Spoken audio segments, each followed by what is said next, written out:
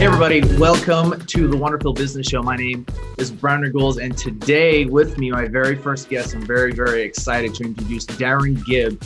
He helps improve people's presentation and storytelling skills predominantly in the pharma industry. He's based in Spain at the moment and been doing it for about 10 years.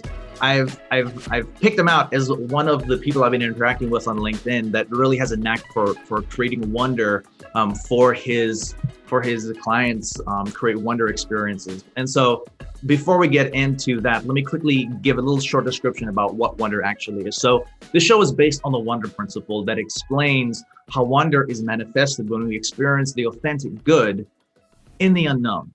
So it's the authentic good, something that really resonates with your essence as you move through the unknown.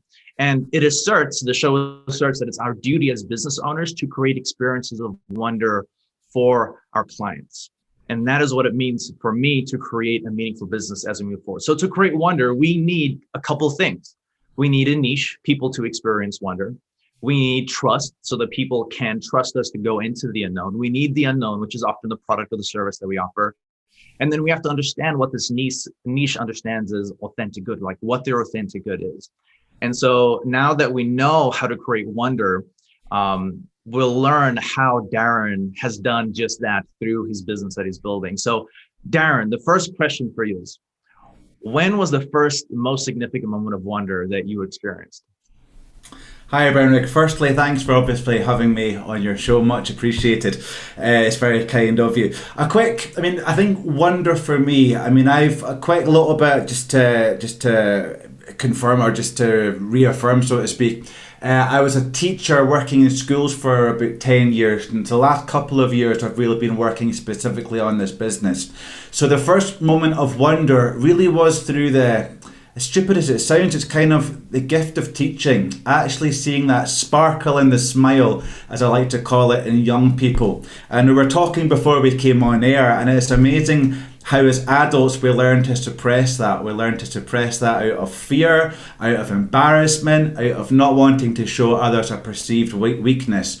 So it really is within my own business, that first moment of wonder that I had was really the power of storytelling. You know, my undergraduate degree is English literature, so I've always grown up loving literature, analysing, thinking of different meanings, interpretations of texts, of everything around us really, you know. And it is stories frame us. Stories frame our good, they frame our bad. Stories tell stories of good and bad, you know.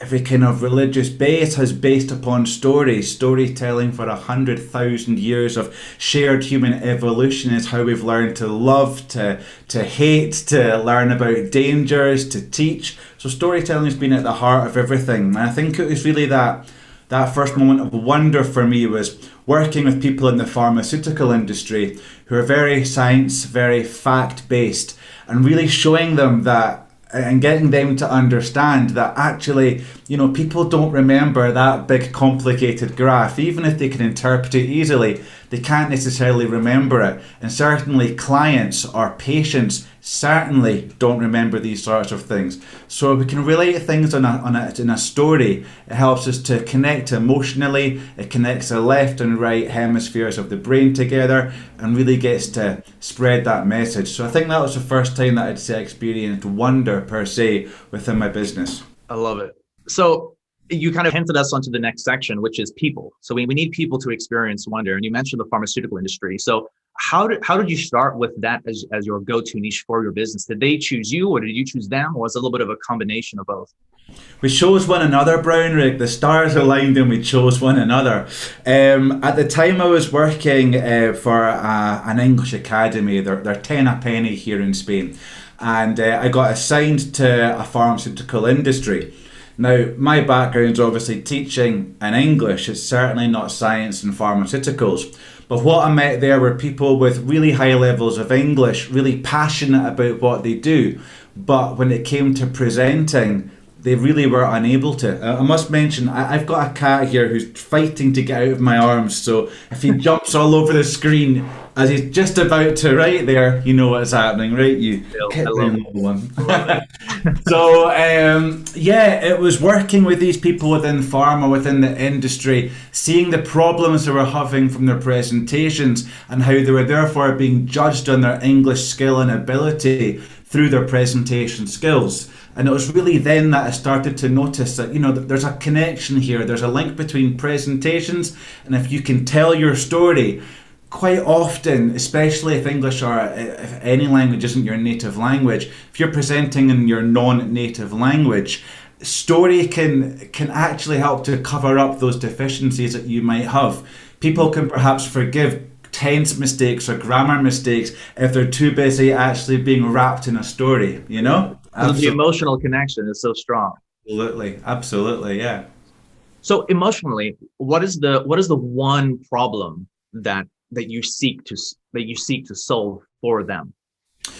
Emotionally, it's the confidence, Brownrigg. It's the confidence in them, you know. I genuinely believe that we're all born storytellers, but it doesn't necessarily make us storytellers. So again, you speak about that wonder principle.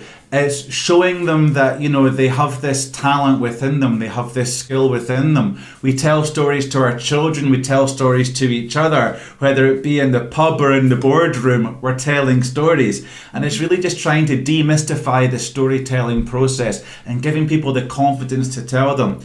You know, again, we're preconditioned by society to act strong. Especially I find in my experience with the pharmacists that I work with, my female clients find it a lot easier to speak and be open about these things, whereas men have got a real problem opening up and telling the truth and showing that vulnerability.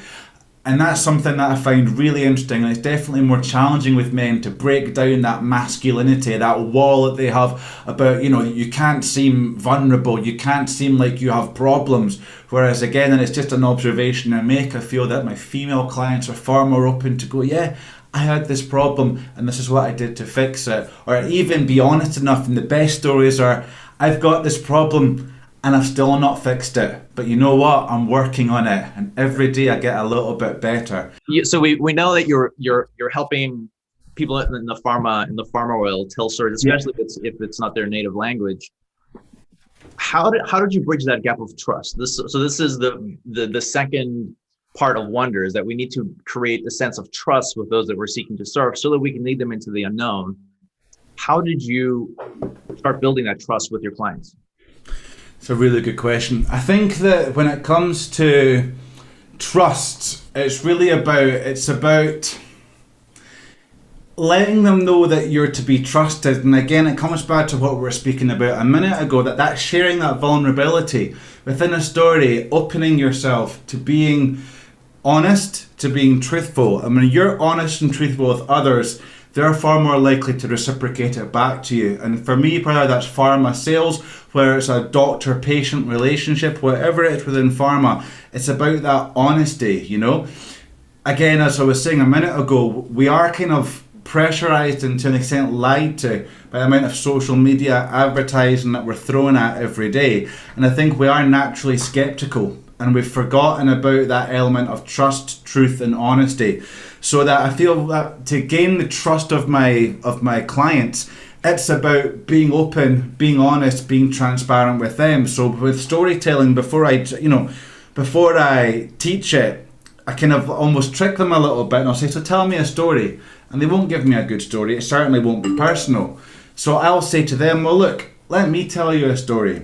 And what I do is I talk about a time that I was vulnerable. I talk about a time that I felt very insecure, that I felt very vulnerable. Actually, it goes back to my brother, Brownrigg. Is a genius. Super intelligent guy, most intelligent person I know, without a doubt.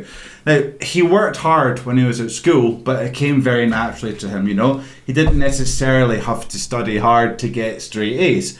Whereas I was quite the opposite. If I didn't do any work, I'd fail. Guaranteed. Me too. So I'd work hard, right? But you know what? I never got those straight A's. It was always B's, a couple of C's, maybe an A here and there. But I had to work bloody hard to get anything when it came to academically at the time when I was at school. And again, that kind of forced me into thinking, well, you know, I'm not smart, I'm not clever, you know, it's unfair. Why do I work so hard when he doesn't have to work hard but is so successful? And what that kind of taught me, and again, when it comes to storytelling, it's what's your moral, what's your lesson? Is it about resilience? Well, it taught me to be resilient. Actually, when he did a really important exam, he actually got a C instead of an A, what was predicted, he got a C for it. And it broke him down. It really, really upset him. So is it by having to work hard and fail that teach me to be resilient? Or is it a story about, actually, you know what, when I was at school, I didn't feel I was very smart. I felt stupid compared to other people. But actually, in later life, through finding my niche, through finding something I'm passionate about, through being able to focus my energy on that, I've actually discovered that, you know, I'm passionate and I can absolutely hold my own when it comes to discussing English literature with professors or storytelling with fellow storytellers, or, as I see now, in the pharma industry as a storyteller and presentations expert. So it is that. It's really about finding the story and finding what lessons to be learned with it. And it's just those sorts of experiences that I share with clients. And all of a sudden, they begin to trust. So then I go into divergent thinking and I get them thinking about connections between people in their lives. Now, normally, they'll move away from friends and family, but work colleagues, they can. Then usually out of that, it's a story about a good boss and a bad boss. And this is almost always what happens. It comes down to this. But again, you've got to break down, you've got to show your own vulnerabilities before they can show theirs back. So that's how I build trust within the storytelling client, patient, doctor kind of relationship, so to speak. That's cool. And the next section is especially relevant to that because for your teaching presentation skills, I know that they say public speaking is often worse for people than death. Like it's the largest fear factor in terms of the phobia that people experience. And so that goes into the next section, the unknown. So in what you teach and how you deliver it, you've created trust with your clients now. Now they're ready to go onto this unknown journey with you. What's the scariest part of that transformative journey that you offer to your clients? I think for them, it's telling that story for the first time. It's that, will my story be accepted by my audience, you know? And it is part of it, again, that needs to be taught is making sure you've got the right story for the right audience. You know, that your audience are able to see the story that you're telling and how it relates and resonates with them and with the presentation that you're talking about. But that moment of kind of the unknown, stepping into the unknown, it is that, right, okay, I didn't know much about storytelling, now I do. I've worked with Darren, I've got a selection of stories that I can use confidently, I don't mind sharing, I don't mind telling. Okay, I've now learned how to say them, how to actually deliver them, okay, I'm confident. Then standing in front of the audience. I think it's through building the trust into that unknown, just letting them know, just being secure. Take that risk, encouraging risk taking. What's the worst that's going to happen? Is anybody going to stand up and say, that was the worst story I've ever heard? Or, why are you telling a story? This is a science presentation, this is a pharma presentation. That's not going to happen. You know, the biggest fear is within. So for example, when question and answering, I always say after you've asked what questions people have, wait 7 seconds. And if you actually count 7 seconds, it's quite a long time. And if you're presenting on stage, that's really quite scary because you're thinking, they're all looking at me. Oh, God, they're all looking at me. And so what happens is you essentially give 3 seconds and go, no questions, okay, let's move on. But in reality, you're not, especially if it's not their native language, they need time to think, to process what you've just said. Okay, they now need time to think, have I understood everything or do I have any questions? They then need a second or two to then formulate the question, especially if it's not, and if it's in English, not their native language. Then takes 1 or 2 seconds for the hand to go all the way up to have the courage. So that's that whole 7 seconds. So I say to my clients, you know, that's only awkward for you. It's not awkward for them. Their brains are busy doing something. It's only awkward for you. So that, and having the courage to tell the stories, I think that's the biggest element of the unknown that my clients step into. But it's also one of their most rewarding. Once they see that they're able to stand there in silence for 7 seconds, they're able to tell the story. You're getting ahead. That's the next question. So recap. We have your audience. Your niche is your pharma folks who native language is not necessarily English, that are struggling with storytelling skills. You help them, you build trust with them by sharing your story, encourage them to share a story, make connections in their own brain. They know that you can help them. Their biggest, most daunting thing for them to go into is actually telling their story, getting on stage. But after they've worked with you, so they're unfamiliar, but they're kind of familiar. They have the confidence, and now this is where they experience the authentic good through what you have to offer. So after they get on the stage, they create that, they tell their story, they're able to get through it. What is the authentic good that your clients experience, like on emotional and physical level, if that is appropriate? I think the authentic good, Brownrigg, is finally connecting with their audience on an emotional level. Not on a level of X equals Y and here's a chemical compound and here's a science bit, to quote a 90s advert. No, it's actually connecting with them on an emotional level that gets their audience to see themselves as the hero. And that's the ultimate story. Without spoiling too many secrets for people, that's the real key to storytelling. When the audience can identify with themselves as the hero, you've done your job as a storyteller, you know? And it's that moment of wonder, it's that moment of unknowing good, it's that moment of they've exposed themselves, and not only has their story worked, not only has their story connected with their audience, it's left an impression on their audience as well. And my clients are then remembered. They're no longer just a name who presented that presentation about that thing. They're that person who presented that presentation, and it was amazing. And people remember it for months, hopefully years afterwards, you know. We don't remember facts, data and numbers, and this is a big thing my clients tell me. They suddenly, and it's not out of ego, and I need to make that very clear. It's out of the fact that I work with passionate, talented, incredibly highly intelligent people with PhDs and years of learning. What they don't have is before working with me, the reason they're working with me is that they've not had that ability to own the stage, to tell their story and to show that passion in a way that's made their audience remember it. You know, they've not stood out from the crowd, so to speak. And I think that's what I really try to offer. And I think that's hopefully what they get. Well, I think it is what they get in return. That's the wonder experience. It's the light bulb that goes on, like you were saying in the beginning, of like, oh my gosh, I just did this. I owned the stage. I was able to create an emotional connection. I'm not just another figure in their brains. There's actually some substance to what I have to offer. And that is a truly, talk about a wonder experience, about going into the unknown that you're dreadfully scared of, and then having this incredible visceral emotional response where you can see the light go on. That is a beautiful moment of wonder, which takes us to our next section, is that once you experience wonder, the only appropriate response is gratitude. And so what are some things, like what is the craziest way that your clients have expressed gratitude to you, and how does that feel to have been able to create this experience of wonder for them? Yeah, I'd like to say that they hired an aeroplane and flew over my house with a big message saying, "To the greatest storyteller in the world, thank you," but that would just be a lie, and I really don't deal in lies. So as boring as it sounds, I'd love to be exciting, but do you know what it is? Do you know what that gift, that moment is? It is that, as we're saying, that sparkle and the smile. What we intentionally mask as adults when they let down that guard and they can see it, whether it be when they've just told their first story and they're getting positive feedback, or where they've just performed their first story in front of an audience and coming back and telling me afterwards, you know.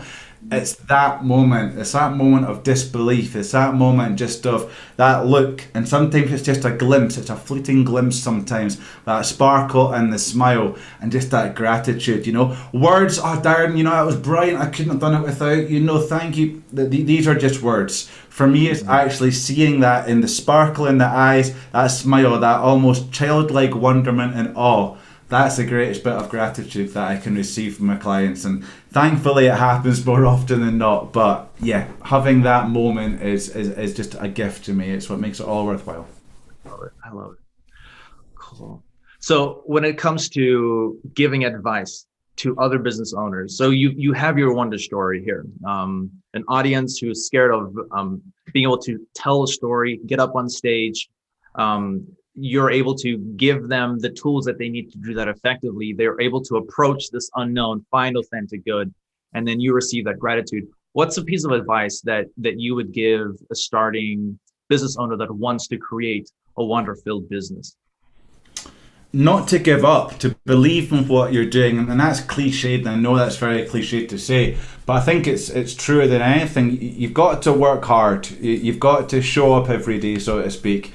You've got to believe in yourself. And a bit like, the story I was telling earlier on about when I was at school, having that resilience, knowing that not every day is going to be 50, 100, 300, 1,000 likes on LinkedIn or whatever kind of dopamine kind of release that we judge ourselves by nowadays, and through judging what success is, There's going to be ups, there's going to be downs. But really just choosing something that you believe in, something that you're passionate about, something which creates the wonder that you're talking about, Brown Rig, but something that just makes a difference to people, and it's not through exploitation. It's actually getting something out of them that just for your own benefit, something that helps them, but as you say, that moment of gratitude, which also in return gives you that little bit of self-satisfaction and that goodness, There's the dopamine that's not false and forced through a like on Facebook or a like on LinkedIn.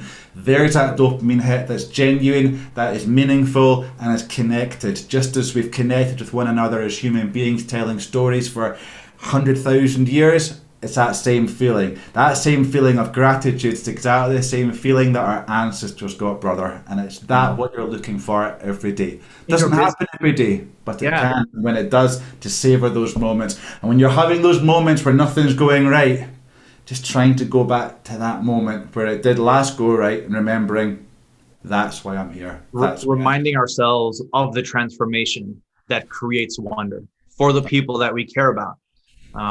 Everything's an energy exchange to me. Wonder begets gratitude, and gratitude begets wonder.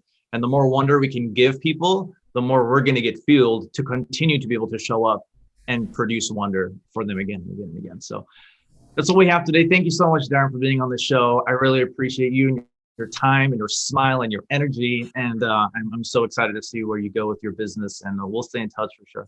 Perfect. No, thank you, Brown Rig. Honestly, it's been an honour to be here. And again, it's those kind of questions, these questions that sometimes we do forget, especially pandemic and perhaps not working together or working more individually. Solopreneurs, we like to call ourselves, I believe, these days.